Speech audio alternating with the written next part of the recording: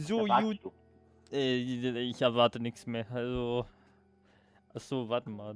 Dame, du. Ist ja schön, wenn ich dann den höre, aber du nicht. Uno momento. Da.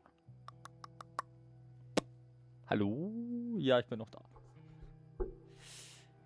Ja, dann begrüße ich dich zur, keine Ahnung, ich weiß nicht wievielsten Folge. Aber so langsam neigt sich das hier dem Ende. Und ich glaube, wir sind auch die einzigsten, die sich dieses BTS reinziehen. Unfreiwillig.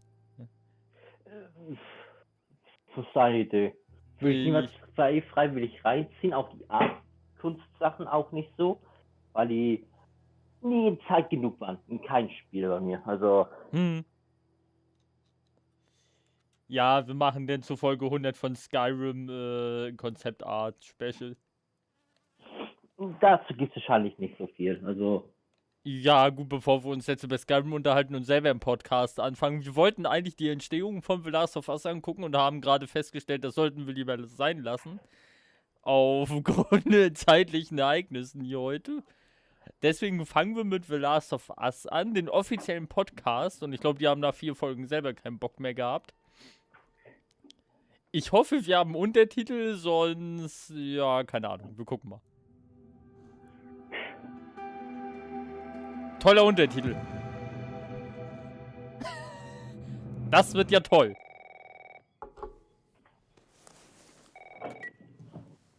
Hello? Sarah, honey, I need to get your daddy on the phone. Uncle Tommy, what time is it? I need to talk to your dad now. There's something. Hello? Oh, steht da sogar nur auf Englisch verfügbar. Dad?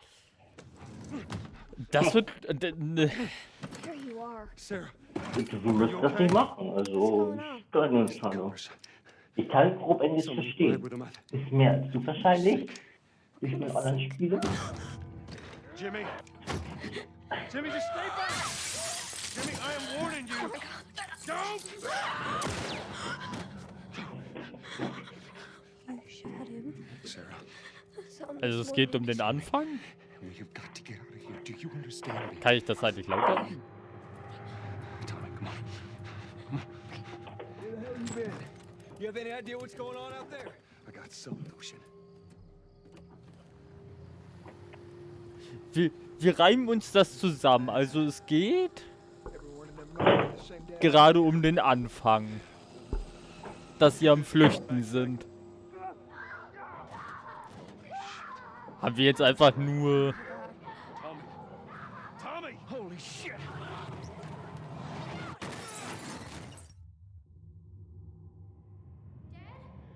I'm here, baby. I'm here. Come on, give me your hand. What is it? My leg hurts. How bad? Pretty bad. You're gonna need to run. Now hold on tight. Joel, watch out! Keep your eyes closed, honey. This way! Through the alley! Get to the highway! Go! You got Sarah! I can outrun him! I will meet you there! Das wären ja lustige 4 Stunden. He's gonna be fine. Ja, wir müssen uns das nicht antun, also.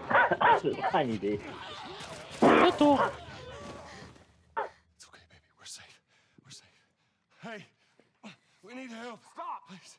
It's my daughter. I think her leg is broken. Stop right there! We're not sick.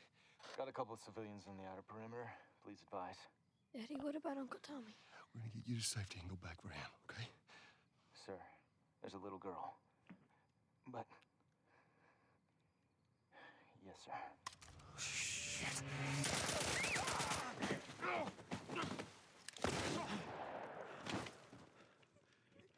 Oh no. Sarah.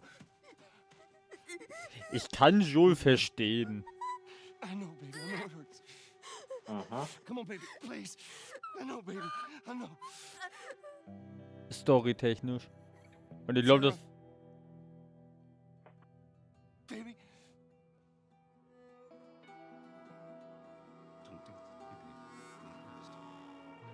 Mir fehlen ein bisschen die Untertitel. Ach, ein Podcast. Podcast hat meistens keinen Untertitel. Vor allen Dingen auch selten mit, also mittlerweile machen sie es ja mit Videos, war aber früher ja auch nicht so wirklich, wie es anfing. Aber dafür haben wir eine Stunde Gardinenschau hinten. I'm Christian Spicer. I'm a writer, podcaster, and a huge fan of The Last of Us. And this game means a lot to me, like I'm sure it does to you. And while playing it for the first time back in 2013, I became a dad to a little girl named Estelle, my first child. We nicknamed her Ellie before the game came out, before I knew anything about it. And there I am playing the game late at night, playing through the devastating prologue we just heard. Seht ihr witzig? My daughter Kann ich Ellie das übersetzen? literally sleeping on my lap. And I witnessed the moment when Sarah dies in Joel's arms.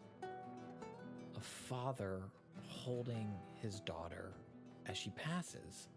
And from there, the story doesn't let up. This game connected Also ich with habe me hier on die such a human and emotional Textform. level.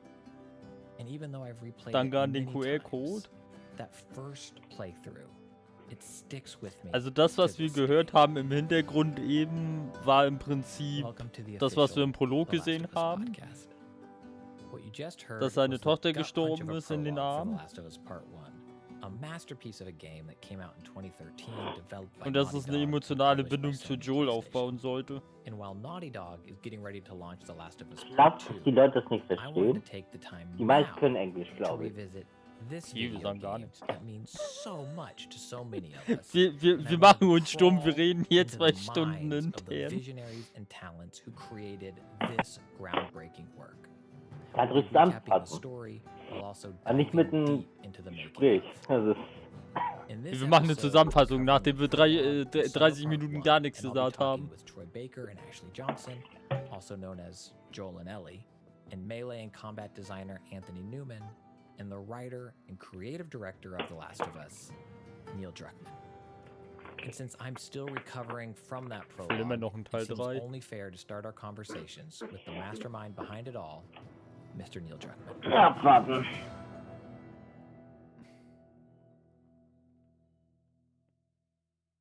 So jumping into the prologue for The Last of Us Part 1, the player starts the game as Sarah. And so immediately we're playing as a character who isn't the typical video game protagonist, right? Yes, a lot of those decisions came out of wanting to do something fresh, and then we ended up with all these extra wins that we didn't necessarily plan for. So initially, the opening was you played as Joel, and you would go over your neighbor's house and see your neighbor get infected and have to do your first kill there as Joel, then come back to your house and get Sarah and be on your way. But the more we thought about it, it's like, one, it felt like, okay, I've kind of seen that before, you know. So it's like, how do we make this interesting?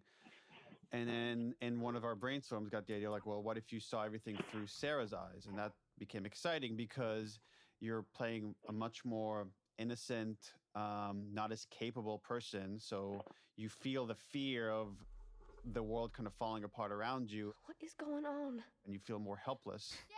We have very limited time with Sarah, and we need to establish this character and create all this empathy because she is the reason why Joel ends up the way he is when we're jumping into the future. And it was a nice foreshadowing of where the story is ultimately going when you play as Ellie.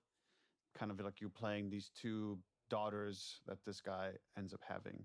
And we get to see this nice little scene but of what Joel and Sarah's normal is, with Sarah asleep on the couch waiting for her father. We'll talk about it in the morning. All right, good night. Hey, Scoot. Monday at work, huh? Here, What's this? your birthday? You kept complaining about your broken watch. So I figured, you know. You like it? Honey, it's What? nice, but I think it's stuck. It's not. What? No. Oh, ha. Boah, das war so witzig, als Joel so getan hat, als ob die Uhr kaputt war. I sell hardcore drugs. Oh, good. You started helping out with the mortgage then. Yeah, you wish. It's interesting when you put it that way. It makes me think about the structure of The Last of Us, which is each chapter is kind of its own story. So you have to establish with each story, okay, what is the day-to-day like? And then what's the event that happened that throws these characters off their path, and how are they struggling to get kind of back to normal? And we came up with this idea of this sweet moment that his daughter has saved up money, and we get the sense that maybe they don't have that much money, so it's a big deal for her. And she remembered his birthday, and she's staying up excited to give him this gift just so she could see his reaction. As far as I remember, the watch actually came from the concept art. Hyung Nam was our concept artist who did all the character designs, and there was just a drawing of a watch on Joel's wrist. And it seemed kind of interesting. And then in brainstorming his backstory, I was like, okay, what if he's carrying the watch that his dead daughter gave him? And that's kind of this constant reminder. And in cinematic storytelling, you're always looking for ways to visualize feelings, so people don't have to. Joel doesn't have to constantly say, "Hey, remember Sarah, my daughter that died 20 years ago?" Like, instead, all he's got to do is touch his watch, and as a player, you right away that becomes a symbol for this relationship. And then to go from that to now you're seeing this other aspect of, and again, so much of this game is about parenthood and this relationship between a child and their parent and vice versa, that you go from this playfulness, this intimacy, to this protectiveness of, okay, now we got to make harder and harder decisions to protect the ones we love. And it was important to kind of encapsulate almost the entire story, and who Joel is really doesn't change that much. Like, the story is not about Joel changing. This is about Joel returning to who he truly is over the course of the game. So you get to see the full spectrum of who this person is in the opening, and then we kind of hit a reset for him before we come back to it. And then, very soon after this sweet moment of Sarah giving Joel his birthday gift, his watch, we see Joel in another role. And it's as the role of protector when the neighbor comes over. And Joel, without hesitation, he kills the neighbor. Yeah, so I know the backstory is that he heard some screaming from the neighbor's house, and he went over to see what's going on.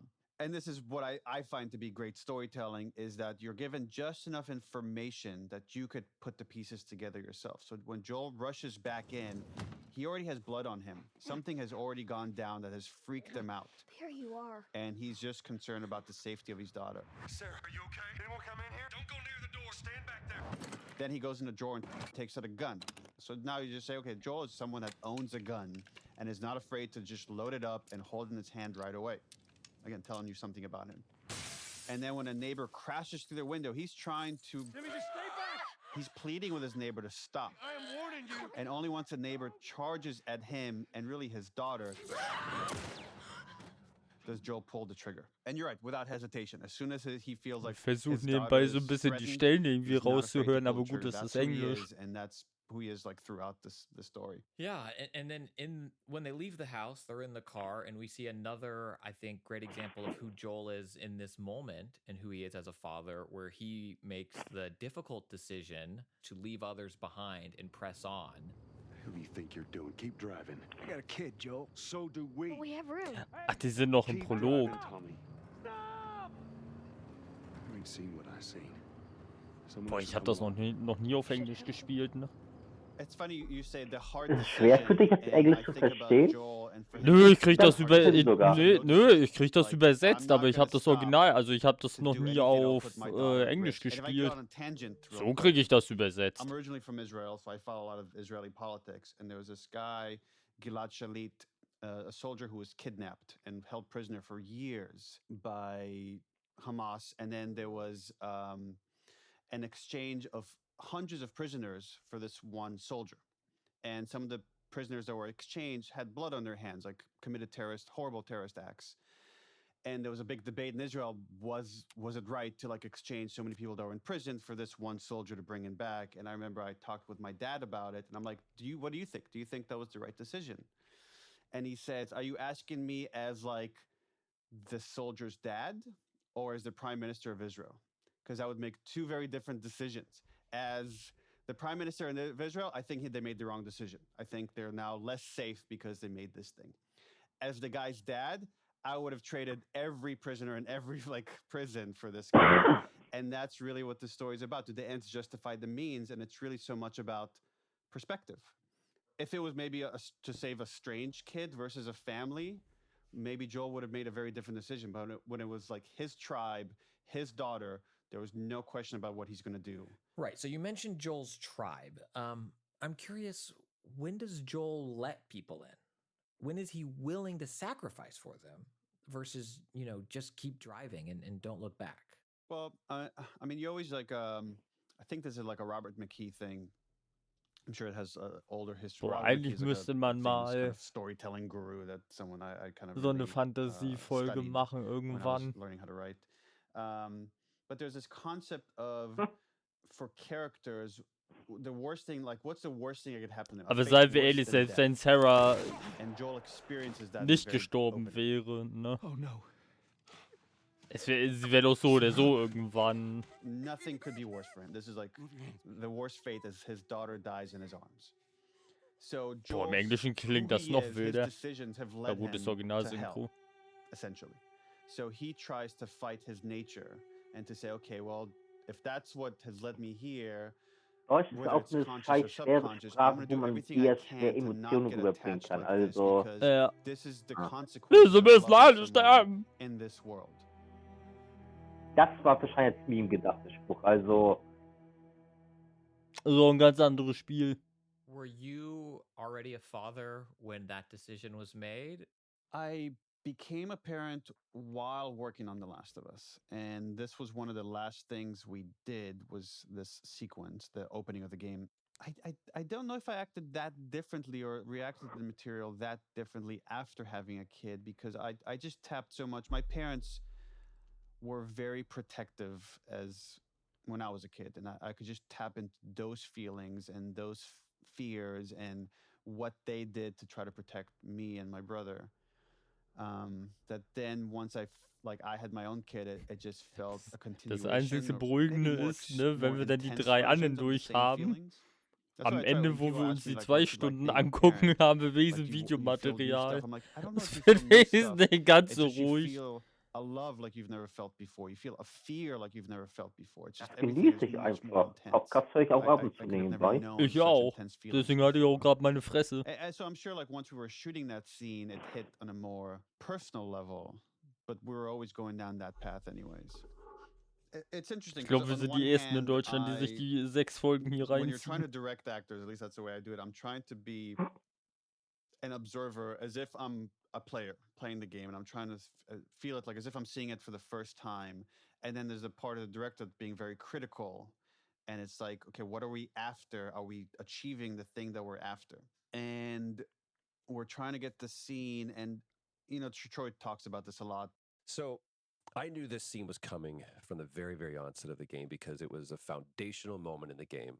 So I spent the next however long prepping and doing what I thought was a process for preparing for this role in this scene specifically in this moment. And I knew cognitively and academically that what you needed to do as an actor was attach yourself to a very real moment that could best be a one-to-one analog for the moment you were trying to create. And so I did. What they don't teach you, or what I had not learned rather, is that that is like sticking your mouth on the open end of a fire hydrant. And I hit the moment where I thought I was ready, walked in, and it is right there at the service. So we go through this scene and it's bang, and instantly the levee breaks and I lose my shit. Ich habe mal für Teil 2 geguckt, ne? Also And all of a ich habe sudden, das einfach Joel mal is eingegeben. gone. Ich glaube, wir There's sind no wirklich die Joel in einzigsten that scene. weltweit sogar. There's just Troy. Aha. And there's Troy having Left this Behind. huge 1,5 cathartic Stunden. Wie lange moment. waren wir? Fast 3. And I hear, cut. I'd like to go again. Naja. And I wasn't prepared for. I went, wait, what? So we go again. And now I'm forcing that moment, and it's not anywhere. It doesn't feel genuine at all. And I start crying again, cut. I'd like to go again. And we do this 5, 6, 7 takes. And finally, Neil says, okay, I think we've got it. And we all leave. I was exhausted. Then a month later, we're shooting again, and I'm outside, and Neil goes, "So hey, next shoot, we're gonna do this Es scene." I was ist like, "Oh, Runner, cool, cool." He goes, "And Stalker, we also need Click, to, we Uploader, also need to Red reshoot a King. scene." I was like, "Oh, which one?" And he goes, and I went, "Dude, don't do this to me." Beziehungsweise And Shambler, now die I'm sind ja mad. nochmal eine And Nummer so a month later, we come back and davor. we start shooting the scene, action, and I go straight into it. And it feels weird and it feels false. And we do it 3 or 4 times. And Neil walks up to me in between takes, and I'll never forget this. And he says, "I'm picking up on some resistance." And I said, "Yeah, you're damn right you're picking up on some resistance because we've got it. It's in the can. It was take 1. And he said, "Let me tell you what I have. I have a man broken." And I was like, "Yeah, his fucking daughter just died." He goes, "No, I have a man broken. What I don't have is what's happening. This is happening. I can fix it. It's not working. She's going. Ja, She's das gone. stimmt. Joel I'm war broken." gebrochen.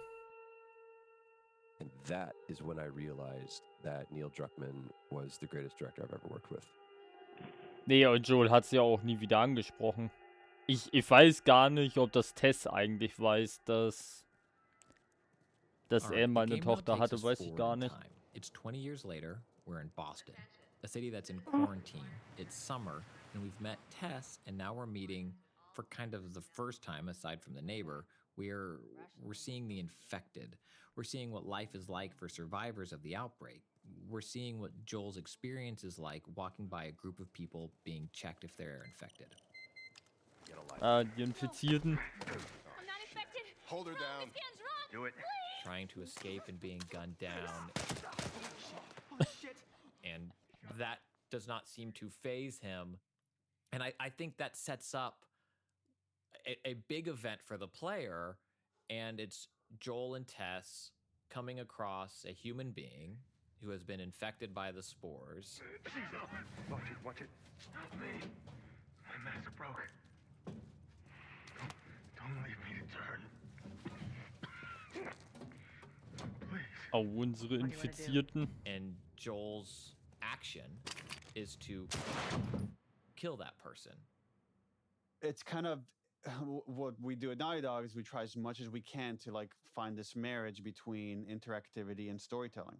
So we came up with this concept of like, okay, as part of their smuggling route, Joel and Tess actually have these underground tunnels that they use, and they go outside of the city through Spores. spore-ridden areas where people that breathe in the spores could get infected. We get to see them wear a gas mask, except here they go into this path, this tunnel, and some of this debris has collapsed on another smuggler, has broken his mask, he's breathing the spores, and he knows he's going to turn. And when you get there, he pleads with you to shoot him. He doesn't want to turn into an infected. Don't leave me to turn. And there's a lot of telling you of like what people's mindset is like in this world. Please. And then we have the training comes up and Bei it tells you solchen which buttons to Sachen, ne? push to aim Würde your mich gun and pull the interessieren, wenn es trigger. wirklich einen And Impfstoff 9 out of 10 gegeben players do hätte. that. But we also have to account for players that don't do Ab that, welchen that Infizierten are hätte fighting ich who Joel noch eine is at this infizierte moment. Person damit noch heilen können oder So wäre then we had testing. sinnlose So Verschwendung? actually, if you don't kill the guy, Tess will do it for you. Das ist wie mit So either we Zombie-Virus. establish that Einmal Joel was does it or verwandelt Tess und does it, weg. but they're both okay with Selbe just gilt shooting für someone and Vampirvirus then und so moving on. weiter. This is just the Well, new this is where I reality. say something about my character. I had no idea Tess Es would do hat it. eine I have played this Immunisierung. game Man wird immun so many dagegen. times. Also wandelt sich nicht Well, zurück. it's funny. We always have to account for like, okay, in gameplay we want you to Ja, do this hast thing. eigentlich recht. What happens if you don't? So here's an opportunity to really put you in. Ich sage ja, es Joel's muss perspective. irgendwann eine Auflösung geben, so much warum of what Ellie we immun do ist. Und du kannst nicht einfach sagen, with der The Pilz Last of ist Us versus mutiert. other Das games war viel that, zu there's a einfach. lot of games that let you craft the morality of your character. You might have Ah, like ich a hab was morality Theoretisches bar even erklären to say, können. am Mach I mal going to kurz, be ich good schütte or jetzt mal. evil? This is not that kind of game. We're saying Joel is a very specific character hier, that takes Philipp. very specific actions, and we're trying early on in the game to align you with him. So you're like, you're buying into what he's doing. You understand what he's doing. So that later, when he starts deviating maybe from your morality, you're on board already. So you're like, well, I wouldn't act this way, but I know Joel would. So I'm role playing as Joel. That's why I'm on board for these actions. And then we meet Marlene in this moment, and we're meeting the Fireflies for the first time. Look, let's just go find a firefly. You won't have to look very far. There you go. Queen Firefly. In The Last of Us, we really tried not to have heroes and villains. To show everything is about perspective, and they operate within these quarantine zones and try to quote unquote liberate them. So from their perspective, they're freedom fighters. From the military perspective, they're terrorists. From Joel and Tess's perspective, they're just an opportunity. They don't align themselves with either side. They got their own side. And in chasing Robert, like Robert stole a shipment of weapons that Joel and Tess use as a bartering tool to survive in this world. And now Robert has given it to the Fireflies. So the Fireflies are, at this point for Joel and Tess, are just a means to an end. You're looking so hot. Where's Robert? I needed him alive. The guns he gave you, they weren't his to sell. I want them back. Doesn't work like that, Tess. The hell it doesn't. I paid for those guns. You want them back? You're gonna have to earn them.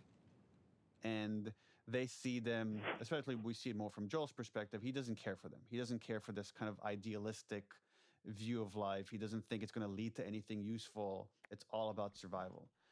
So we run into Marlene that has some knowledge of these black market smugglers with Joel and Tess. And she sees that they've killed Robert, who she was dealing with, and she needs to smuggle something out of this city. You do that, I'll give you your guns back, and then some. Können wir mal bitte darüber reden, dass wir die Waffen nie bekommen How do I know haben? you got him? Der Deal ist wohl auch nicht eingehalten. What's it gonna be? I want to see those guns. Follow me. And I think if Joel knew what the cargo was, he wouldn't have taken this on. We're smuggling Ja her. gut, wir haben ein You know, Sturmgewehr am she's Ende bekommen. 14 years old when we first meet her, and we instantly see how scrappy she is because in that first meeting, she goes after Joel for touching Marlene and tells him to get the fuck away from her. Get the fuck away from her. Let her go. And she's ready to fight if necessary. And that's the first meeting we have of her. And that's a bold start. There's a crew of Fireflies that'll meet you at the Capitol building. Aber You hand her stimmt, off, hast come recht. back, the weapons are yours. Double what Robert sold me. Wir haben uns ja Speaking of gewehrt which, am where are Ende. they? Back in our camp. We're not smuggling shit until I see them. You'll follow me. You can verify the weapons. I can get patched up. But she's not crossing to that part of town. I want Joel to watch over her. Whoa, I don't think that's Bullshit, the I'm not best Ellie. idea. with him. Look, just take her to the North Tunnel and wait for me there. Jesus Christ. Just cargo, Joel. Don't take long. And you, stay close. Let's go. I feel like the line is blurred between Klingt das me schon and Ellie komisch, at weil this ich sage, point, ich hätte Lust, das nochmal because zu spielen? I Alleine? feel like I am Ellie to a certain degree. And she's Jetzt kann ich ja me, die Kapitel and it's, überspringen, wo ich nicht klarkomme. I don't know. I'm obviously very possessive of this character as well.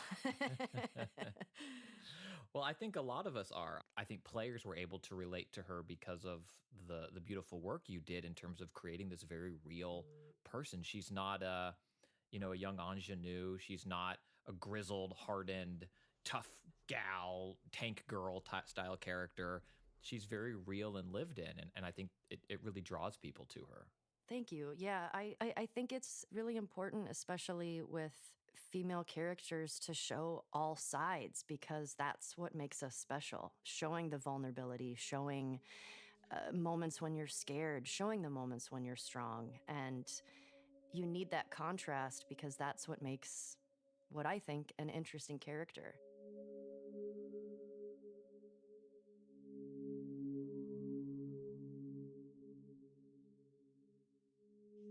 Ellie's such an interesting person, or it was an interesting window into the story in that Joel straddles both worlds, right? He's lived in the world that we know, so he's almost like a way for the player, is the player's mindset, because the player knows the world we know, and then they get transported into this other reality, much like Joel did. But Ellie, on the other hand, doesn't know anything but the post-pandemic world, this post-apocalyptic world. In fact, she doesn't know anything except for this oppressive quarantine zone.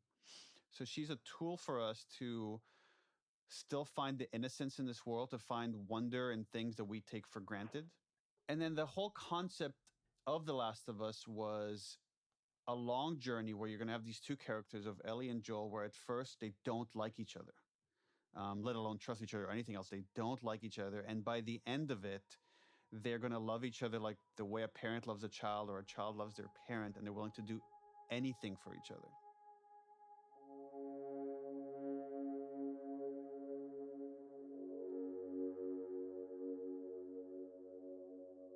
I'm curious if you could talk a little bit about Ellie's. Joel becomes a surrogate father to her.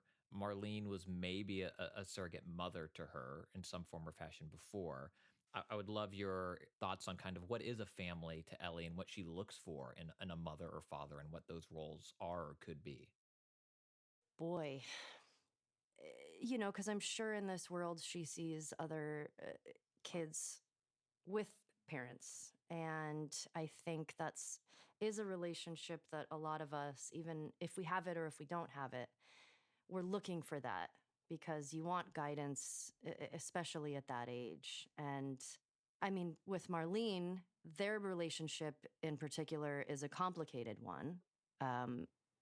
But they care about each other deeply.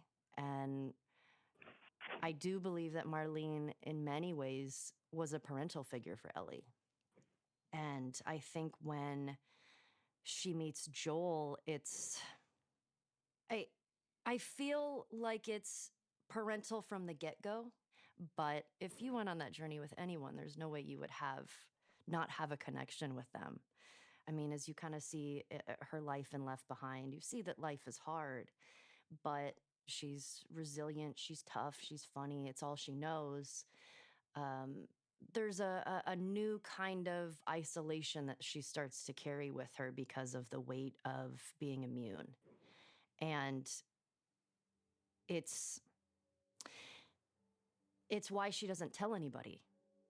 And she's different. And when you're a kid and you're different, you want to hide that because you stop being relatable.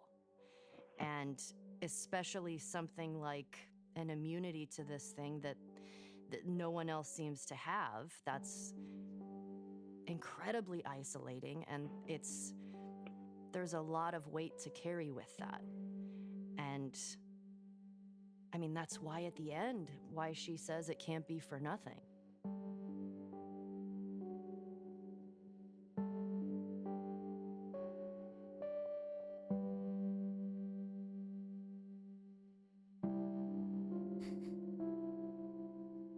So we find out Ellie is infected.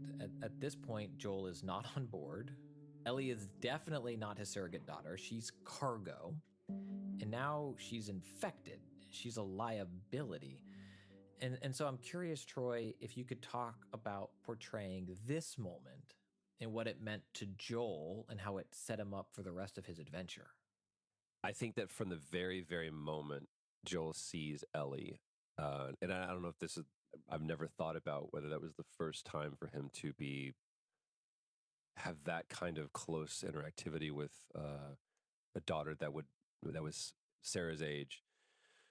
But it's such a visceral, there's no ambivalence about it, right? It is a clear, absolutely not. So from the very onset, he's connected to her. And it's even if it's there's a repulsion that happens as a pure defense mechanism for Joel. And that moment when they come out of the sewer and the soldiers kind of get them down and they do the ear test. Regen. Die Untersuchung. Move. Turn around, on your knees. You scan him, I'll call it in.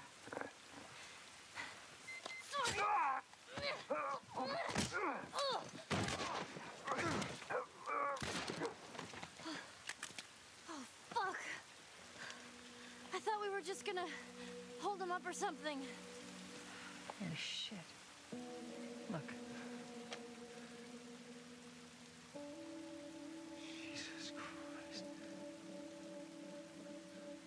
Marlene set us up? Why the hell are we smuggling an infected girl? I'm not infected. No? Was this lying? I can explain. You better explain fast. Look at this. I don't care how you got infected. It's 3 weeks old. No, everyone turns within 2 days, so you stop bullshitting. It's 3 weeks. I swear. Why would she set you up?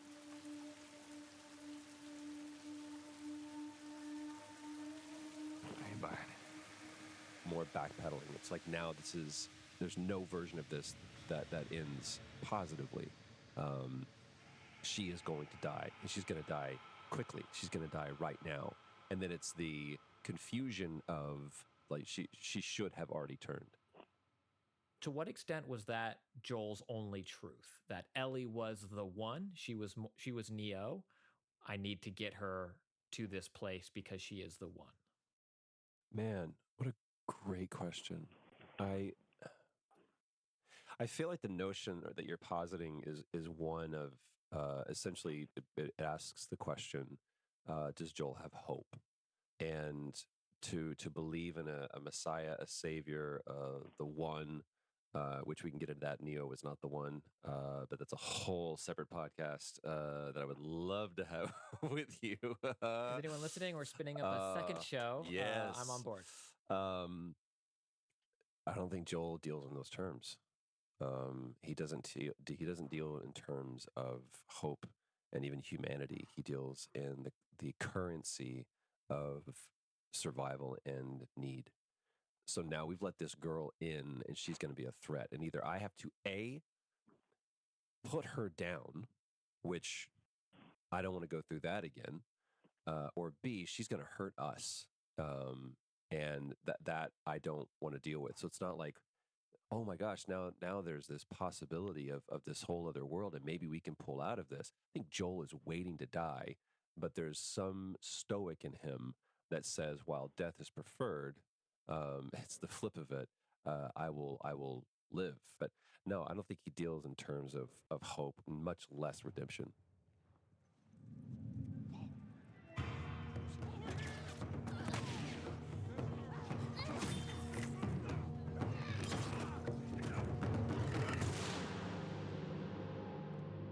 My name is Anthony Newman, and I was the melee combat designer on The Last of Us Part 1. The game puts the player in a positions of extreme brutality, and I would say some of that is definitely from that melee combat, that up close, you see the pipe hitting the person, killing people up close and personal, killing humans, infected, the whole gamut. It's also so beautiful, whether it's Ellie seeing real fireflies for the first time, giraffes, nature reclaiming this world. I'd love to get your take on kind of balancing that brutality alongside beauty, the world that Joel and Ellie inhabit. So at the studio, we're huge fans of Robert McKee and his works on like talking about story and narrative and stuff. And one of his points that I always loved was that what makes for really interesting characters is dimension. And essentially when he's talking about dimension, he's talking about contradiction. So, one that comes to mind is, Han Solo from Star Wars. On the one hand, he's selfish and in it for himself. On the other hand, when push comes to shove and like Luke is in trouble, he's out there rescuing him and stuff. So it's this internal contradiction between his selfishness and his selflessness that makes him kind of charming and interesting as a character. And I think that kind of thinking was underlying a lot of the decision making to make the world both brutal. So if everything was just super, super dour and a bummer, that's kind of not as rich of an experience. And, the fact that the game has both, a clicker ripping your throat out. Boom, clicker. And Ellie telling you a joke from a joke book. It doesn't matter how much you push the envelope, it'll still be stationary. I think that makes for just a really rich and multifaceted experience. So I'm glad they approached the game with that in mind. So one thing that was pretty interesting about this is initially there were only clickers. Initially the only type of infected in the game were the fully mushroomed out clicker enemies. And in the original pitch for The Last of Us 1, infected were meant to be this kind of background radiation against a story that was really about human conflict. As things kind of developed, though, and we like took a closer look at the story and the kind of scenarios that you were meant to be in, we realized like, oh, there are actually quite a few infected encounters, and it's getting pretty boring to fight the same enemy over and over again. So it was actually remarkably late in production. I would say maybe 10 months before we shipped the game or something, 11 months, that Bruce split the infected into 4 classes. Quick side note, Bruce Straley co-developed and directed the game with Neil.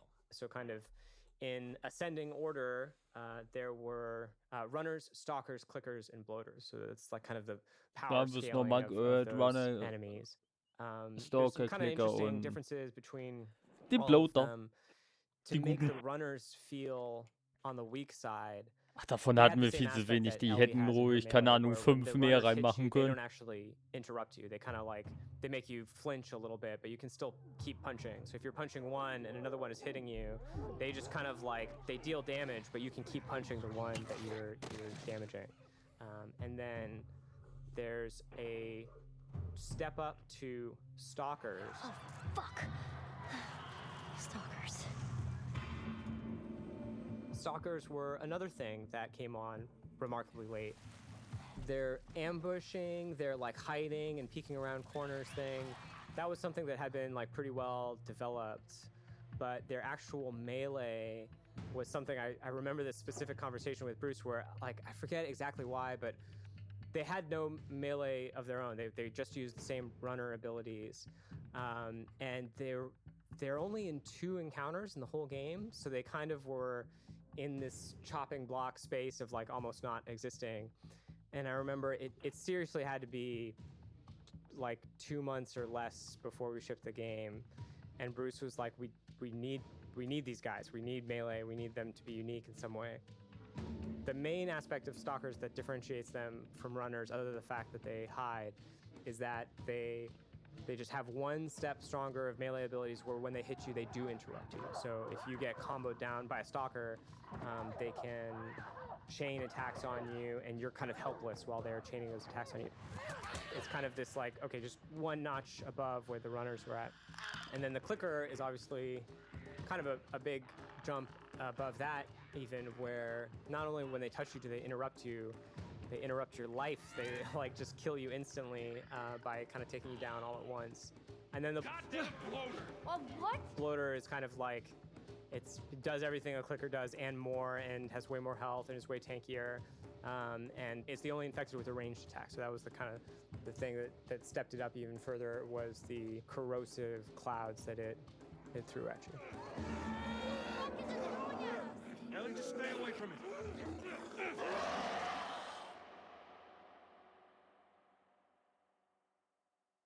So at this point in the game, it's Ellie, Joel, and Tess, and they've made their way through the city to the Capitol building, and they find out that the group of fireflies they were looking for, they're all dead. What happens now? Maybe they had a map or something to tell us where they were going. How far are we gonna take As far as it needs to go. Where was this lab of theirs? Oh, she never said. She only mentioned that it was someplace out west. What are we doing here? This is not us. What do you know about us? About me? I know that you are smarter than this. Really? Guess what? We're shitty people, Joel. It's been that way for a long time. No, we are survivors. This is our chance. It is over, Tess! Let's just go home. I'm not going anywhere. This is my last stop. What? Our luck had to run out sooner or later. You going on? No, don't touch me. Holy shit. She's infected. Joel. Let me see. Oh, Christ. Give me your arm.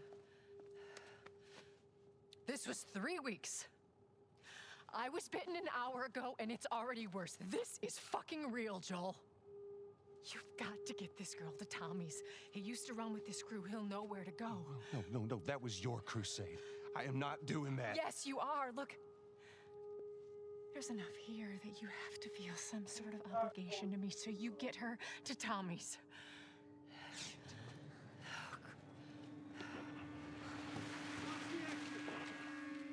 They're here. Damn it. I can buy you some time, but you have to run. You want us to just leave you here? Yes. There's no way that... I will not turn into one of those things. Ich finde das immer noch lustig, dass Tess eigentlich sterben wollte, aber Joel nicht. No, just go! Aber ganz ehrlich, ich hätte mich auch lieber schießen lassen. Ellie.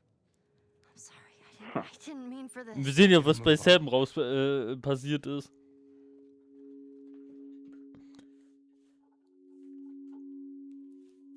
Obwohl, du hättest das, glaube ich, spielerisch hingekriegt, zu sagen, Tess hätte 3 Stunden gehabt, bis sie die Fassung verloren hätte.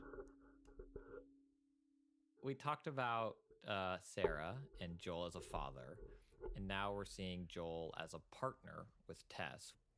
And then Tess dies in a very heroic moment. She chooses to stay behind and keep fighting as Joel and Ellie press on. And it's been 20 years for Joel since the last major death potentially in his life, but it's been, what, 30, 45 minutes, an hour and a half for the player to now experience this other great loss for this character they're role-playing on. Why did Tess have to die? What does Tess's death mean in that moment? So Tess's role in the story is we needed to put Joel in a place where he would never take on this mission. There's no, like, if Joel was alone and Marlene came up to him and says, you need to take this 14-year-old girl and travel across the country with her, he'd be like, go fuck yourself. There's no way in hell I'm taking this on. But instead, what we did is, like, we partnered Joel with Tess and said, Joel's not even the leader. Like, Tess is the leader. Joel is the muscle. They both on the surface appear like survivors. They're willing to do whatever they need to survive and have accepted their reality. But then we get to see, once Tess is with this kid, that there's something about, there's an opportunity for redemption here, that she actually recognizes that they're not good people. So then one of the things once they find out that Ellie is immune to the effects of the cordyceps fungus, at first they are reluctant to buy into it, but then Tess tells Joel, like, what if it's true? What if, like, delivering this girl is like the one good thing that we could do? Really? Guess what? We're shitty people, Joel. It's been that way for a long time. No, we are survivors. This is our chance. It is over, Tess. Now, we tried. Let's just go home. I'm not going anywhere. And he's trying to convince her out of this. It's like, it's not worth it. It's like, it's not going to happen. But she just calls the shots and we move forward to get to a point where gets bitten and she hides it at first. And then she gets to a point where she realizes, like, this is the end of the line. The only thing she could do to move this journey forward is to sacrifice herself before she turns into an infected and buy Joel time to take Ellie and escape from the military that has been chasing them. And the reason that is constructed in such a way so that she could have a dying wish. She could say, I'm going to be gone. I know you don't want to do this, but you need to do this. You need to go further. Like, we thought we were just taking them outside the city and the people were delivering them are already dead. But your brother would know where, like, the Fireflies are. He used to be part of them. Please, as my dying wish, if you ever felt anything from me, you will do this. And again, it's buying us more time for Joel and the player to get invested in Ellie. So that is the whole reason Tess is in the story, is to get to this point. And now Joel feels like, okay, well, I made this promise to someone I loved and had just sacrificed herself. I'll go just a little bit further. And in his mind, he's like, I'm just getting her to my brother and I'm done. And that's it. And I don't have to connect with her. I'm going to keep my distance. And of course, things don't go as Joel plans at any point throughout the story. But that is why Tess dies the way she dies, and she makes this dying wish for Joel. Which is to transport this girl he sees as cargo. I mean, if you go backwards a little bit, there's a moment where Joel and Ellie have to wait for Tess. Tess is going to go off with Marlene, and Joel has to just watch over Ellie for a few hours in this kind of hideout that Joel and Tess have. And Joel lies down to sleep, and Ellie comments on Joel's watch, and he just kind of blows her off. Your watch is broken.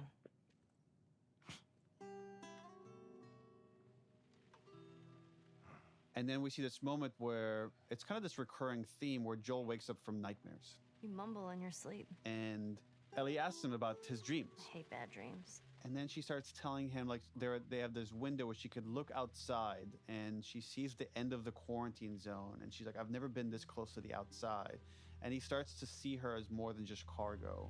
You know, I've never been this close to the outside. Look how dark it is. Can't be any worse out there. And then after this moment where she shows this moment of innocence, he asks her, What on earth do the Fireflies want with you? and we see that he didn't let that go. He's starting to care. So we kind of drop these hints. We foreshadow that despite everything he's saying consciously, on a subconscious level, there's something else happening. And then we see it after Tess dies and he escapes with Ellie from these infected tunnels, and they're alone for the first time and they can regroup. And Ellie's trying to apologize about what happened to Tess. Sorry, I didn't mean for this. Get a move on. He shuts her down. He's like, okay, here are the rules. Like, you're just going to follow me. We're not going to talk about the past. We're not going to connect in any way. Like, he's trying to find ways to protect himself. And of course, Ellie is her own person. And even though she's says, sure, in this moment, I'm agreeing to your rules, none of it is going to go the way Joel wants it to go.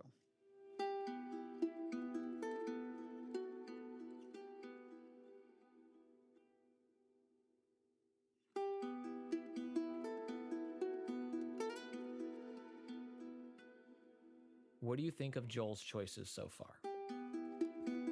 I think the reason why Joel does this, it's out of obligation.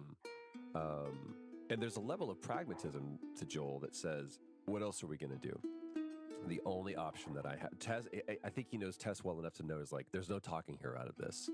We are doing this. This is happening. And his experience and relationship with Tess is what allows him to do that. But I also think that there is some shred of him that says, I can't abandon. She may be a monster, but for right now, she's a little girl, and I can't abandon a little girl.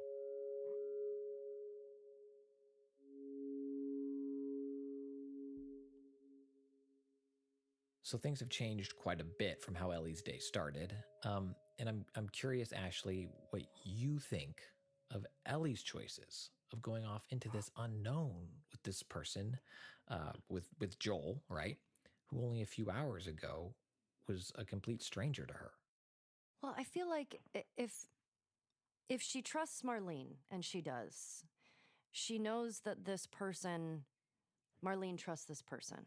And so all she can do in this moment she's trying to figure out what this all means. And if this person can help her with that, then she's going to go on the journey with this person. But I don't think she was prepared to care for this man as much as she does. And I think I love how Ellie is written. I think all of the choices she makes are so bold and brave. And I've said this before, I still feel so proud that I was able to play this character. Entschuldigung, da ich gerade lachen muss. I think their relationship is so interesting and different. And yeah, I love the choices she makes. I think they're perfect for her. You mentioned Ellie looking out the window outside the quarantine zone, and we have this nice moment where Ellie gets outside of it and she sees fireflies, the actual insect. Real fireflies. Yeah, I see that. Sorry, I lost myself for a sec.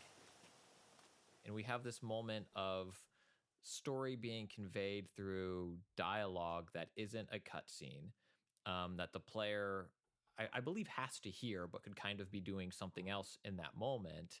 Yeah, that's what makes our medium unique, is that you get to experience things yourself.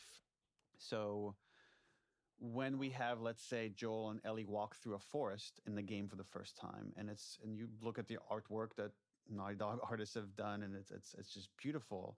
We can write dialogue that actually reflects Ellie seeing a forest for the first time. And she talks about, I've never been through the woods. I've only lived in a concrete quarantine zone.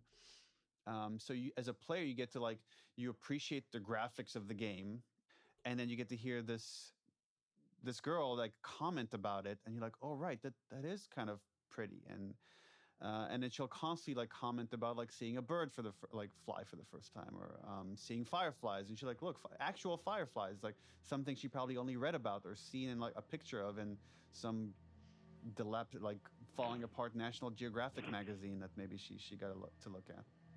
Joel is probably someone that has lost all appreciation for like beauty and art and the good things this world has to offer. Everything for him is just about surviving another day.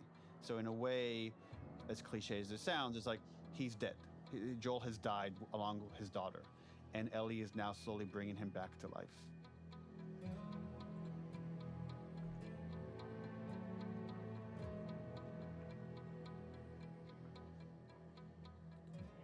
Troy, you mentioned Joel isn't a hope dealer. He's not one who deals in hope. Right. So if it's not hope, what is Joel fighting for? Calling back to that moment when that argument between Tess and Joel, and Tess is the one who says we are shitty people. It's been that way for a long time, and this is who we are. We do the dirty work. And Joel has convinced himself, no, we are survivors. This is what we do. I am sure that there's been multiple moments where Joel has loaded that gun with the pure intention of ending it all. I think that there is a silent contract that he has with Sarah that he would not allow himself to do that. I believe that he feels that there's no absolution in that. That's not the solution to the problem. So what is the solution? The solution is that I survive.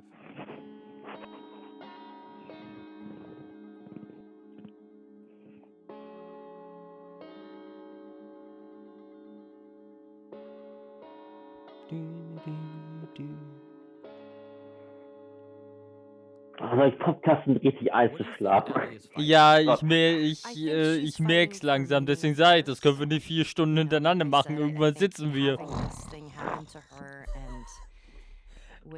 muss was spielen. Boah, ey. Wieso, schläfst du ein? Ja, ich bin müde davon. Wir hören ja, ist gleich zu Ende, 1 Minute noch. The meaning in that. And also, you know, with spending time with the fireflies. Weiß ich habe Bescheid, wenn du im Stream nicht bei bist. Wo ist dein Motto hin? Ja, wir haben gerade The Last of Us geguckt, der schläft. Find out why this Boah, thing ich ein happened bisschen to Minecraft, her was ich mache, geht's wieder. why she's the way that she is. Dann And können wir ja if noch she eingucken. is, then maybe she can help other people. Also gut, wir gucken morgen den Rest. Aha, gucken vor allem. And Neil, what would you say Warum habe the ich so characters mehr are fighting Zeit? for? Warum ist es einfach Spaß, muss Müll rausbringen? Heute Abend mache ich jetzt nicht mehr, es ist viel zu kalt draußen. Das dauert ja auch nicht lange. Ellie, it's interesting. It's I don't know why my mind is like, I don't want to spoil where the story's going, but I guess this is the whole point of this conversation. Ellie is trying to justify everyone else's sacrifice. That's what she's trying to do throughout this whole story. She needs, we'll find out, like her best friend Riley died trying to save her. Tess now died trying to save her. We're about to meet other characters that aren't going to have good fates along the way. So she's trying to justify all these horrible things that's happening around her and the horrible things that she's going to do in finding this cure. That's why it means so much to her. Otherwise, she believes these deaths are on her. And why does she get to survive while people she cared for have died?